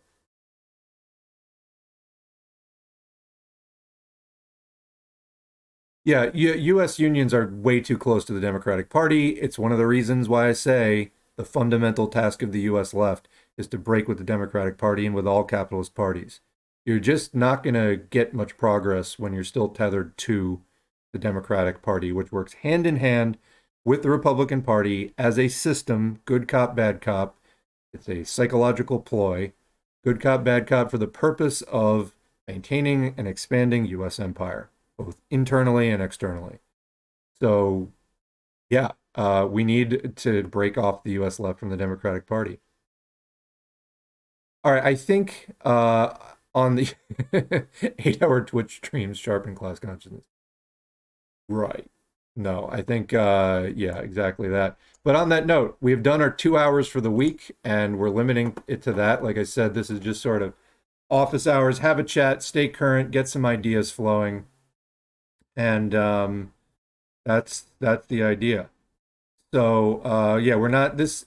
It is, I think, counterproductive. People watching 8-hour Twitch streams or whatever. That's not really going to get you anywhere. Do check in, do some education, have a conversation, but the majority of the work happens off of Twitch. If you're spending the majority of the time on Twitch or on YouTube or whatever, that's not going to help. I mean, we all go through times of periods of intense learning, but it needs to be balanced with real world work. So anyway. All right, that's it for this stream. Thanks to everybody who dropped in on the chat today. Thanks to everybody listening on the YouTube after the fact. As always, like, share, subscribe, because it helps YouTube to recommend this content to more people. Literally, by doing that, you're helping to put this content in more people's hands. And look for more audiobooks this weekend. I have a couple of long ones I've been working on that will be sort of the big videos for the weekend. And probably next week is going to be Covet updates as well as the live stream, possibly an appearance on another show. And then after that, we'll get back to more live streams. But anyway, I appreciate everybody showing up today. Appreciate everybody taking the time to learn more about socialism, get involved in whatever way you're doing. Remember to look around for whatever organizations and parties may be available. And again, if nothing else, at least join something at the national level or find somebody that's doing the kind of work that you appreciate and just find a way to support them, whether it's financially, whether it is talking them up and spreading the message, whether it is contributing content, whatever it is, it's helpful. There's a lot of people who show up in the chat regularly, and I appreciate your contributions to the chat because that's what this is all about. I'm just trying to facilitate here. S4A is a resource for many people to drop in and share constructive resources. All right, thanks again, and we will see you in the next video.